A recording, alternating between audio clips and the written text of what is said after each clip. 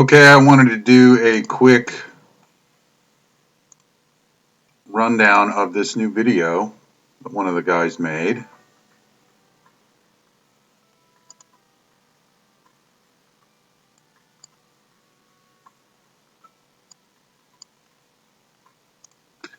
It has a bunch of different videos that are based on what he felt were spin and throw principles, and he kind of outlined some of the principles.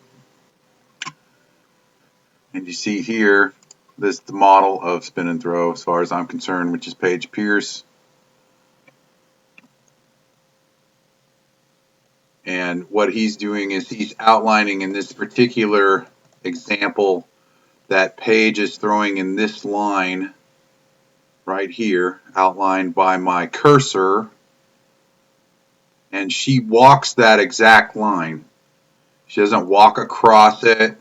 She doesn't walk open to it. She basically walks a parallel line, which is what I teach. I essentially believe that the walk-up should be exactly the same as you find in like ball golf, where you're standing on a parallel train track. There are two train tracks going to that target. You're on one of them, and the disc is on another, but essentially they meet at the target, and you can see she makes no attempt to walk crooked to the tee box. In fact, she stepped all the way over here to the left side of the tee box so that she can get as much room to throw into this gap as possible. The disc is out here in front of her chest, so this is the left train track, and she is the right train track, goes right through her hips and her shoulders and whatnot. And you can see she walks right down that line.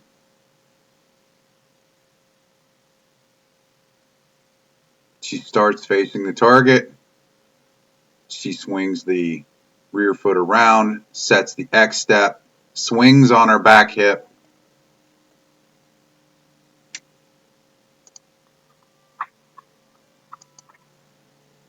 I want to show this also.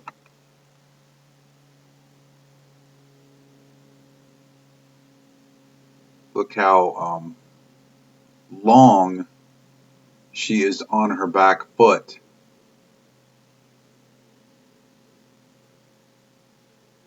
In her timing.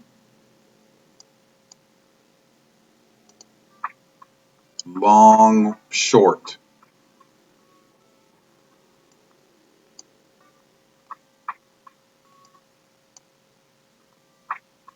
Long, short. Not to mention just the absolute prototype of firing the left side around the right in her lower body. Now, one of the things that I've been working with people that have been throwing with their upper bodies over the top, and one of the things that really helps is to practice throwing holding your shoulders closed as long as you can. This is exactly what a lot of the long drivers do in ball golf. Gives you time to start the disc moving, same as it is with ball golf. Gives you time to throw the club head out. Essentially, if you could stay in this closed position, keep the shoulders very passive, and allow the lower body to get substantially ahead. So here she's just now starting to, she's already started well into her kick. Didn't mean to go off on a tangent, but I think this is very important. If I can get my back up to work here. Okay. So, standing on the back foot, swinging on this hip joint, this foot is disconnected from the ground. And we go frame. Come on, frame. Frame.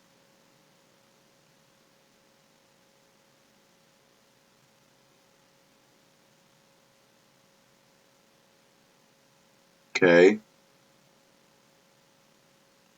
There, you can see her thighs start to flex.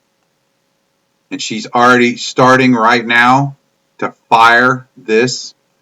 Even though you can't see it, the intention of her muscles are already there. You'll definitely see it in the next frame. Her foot is barely touching the ground and her knee just moved 4 inches. Right there. That is absolute proof that you do not land on your front foot and then start your kick. Your kick starts before the foot ever hits the ground. Now you could argue that her toe has barely touched the ground. That's probably true. Just the slightest even brushing of that foot is actually where the kick starts, because I think it helps you keep your balance. But it's certainly not a weight shift at this point. She's still on her back foot and the kick has started. Now her shoulders are staying closed and she's going to continue to kick.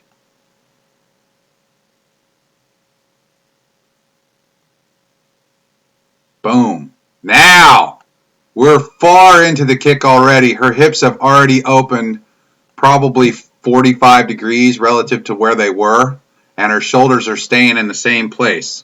See if we can get another frame. Now she's very flexible, obviously. I couldn't do what she does. See, her shoulders are still closed. And this leg is already in the full knee drop kick position.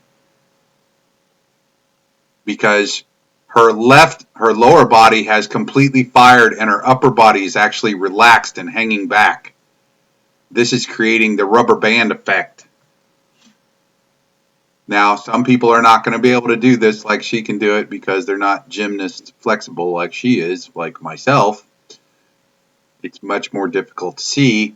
But her shoulders are still pretty darn closed at this point. I'd say they're probably opened about 30 degrees from fully shut.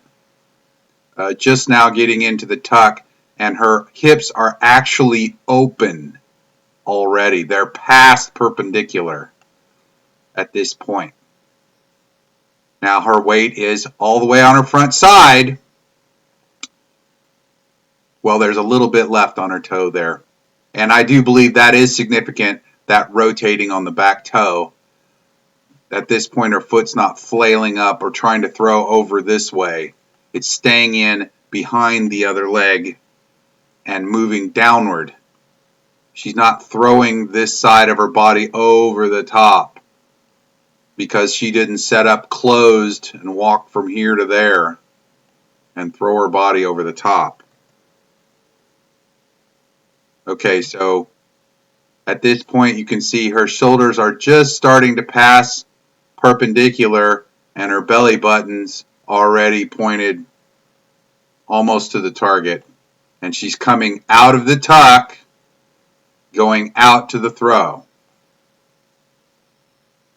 And it will go outward from here because her elbow is staying out in front of her chest. So the disc is, there it went outward. Now she's on the parallel line. She's over here. And the disc is over here. But these lines are actually parallel train tracks. The disc is not pulled across the chest and doesn't disappear out from underneath her right ear. And you can see this is a very comfortable position to be in right here. She's standing on this foot. Her left knee is up by her right knee. So her front hip is free to rotate because she's moved her left knee up by her right knee. I think this is long enough. I think I'm going to stop this one here and I'm going to continue on another video. And because I kind of went down this rabbit hole, but I just love watching her throw. And I just think she's just the prototype of everything good. Can't really see it, but she has counter-rotated her wrist at this point and popped the nose down. It's another thing we need to talk about eventually. All right, this is Brad. Catch y'all later.